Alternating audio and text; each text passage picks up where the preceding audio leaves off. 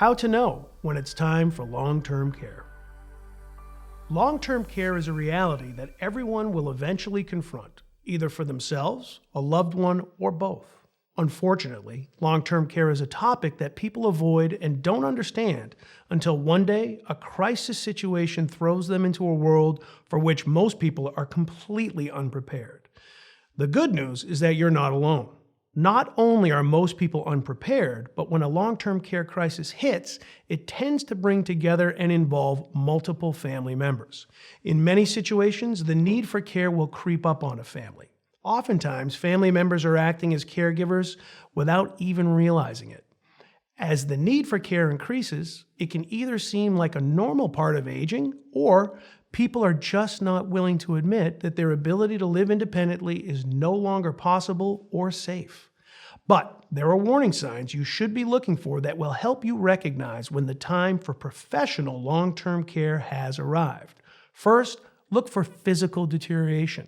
Signs such as significant weight loss, balance issues, falling, loss of strength and stamina, and other losses of activities of daily living known as an ADL, such as ability to shower, toilet, dress, or eat independently. 2. Mental deterioration. Don't blow off loss of memory or confusing names, dates, and locations as just a senior moment. Cognitive deterioration is an important warning sign that you should be on the lookout for dementia and Alzheimer's. These conditions can worsen quickly and can lead to many physical breakdowns and safety issues. And then 3, lifestyle deterioration. Is the home not being kept as neatly as it was in the past? Are things oddly out of place, like a house plant in the fridge or pots and pans in the bathtub? Maybe you're seeing signs of some physical damage, like the car crashed into a fence or the wall of the garage, maybe burn marks on the kitchen wall from a flash fire. Well, long-term care is both a matter of health care and safety. So you should be looking for these warning signs when you are with your loved ones, when you suspect they may be finding it increasingly difficult and dangerous for them to live alone. Now, unfortunately, long-term care is not a subject that people spend much time thinking about unless they need it. Until most people focus on the subject, they have a vague sense for the various forms of care and don't really understand the differences between home care, assisted living, and nursing home care. Well, here's a simple breakdown of the 4 primary forms of long-term care to help you better understand what they are and their differences.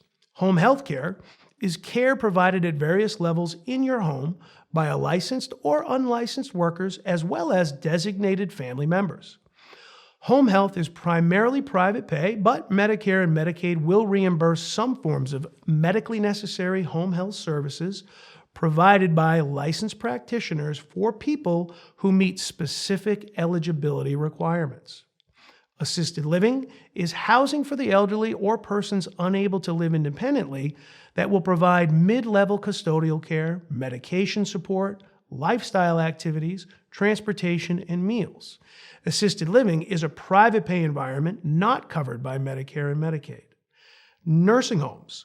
This is higher-level skilled care provided in a licensed facility for people requiring long-term medical or nursing care, or short-term rehabilitation services for injured, disabled, or sick persons. Private pay is accepted and will allow for more choice, such as private rooms, enhanced lifestyle options, and wider selection of locations. Hospice is a specific form of care for people typically in the final 6 months of life as certified by a physician. Hospice care is primarily paid for by Medicare and can be provided at home, in an assisted living community, a nursing home, or a freestanding hospice care center. Recognizing the signs that a loved one may need care and then understanding the various forms of care available are important steps to protecting your loved one's well-being.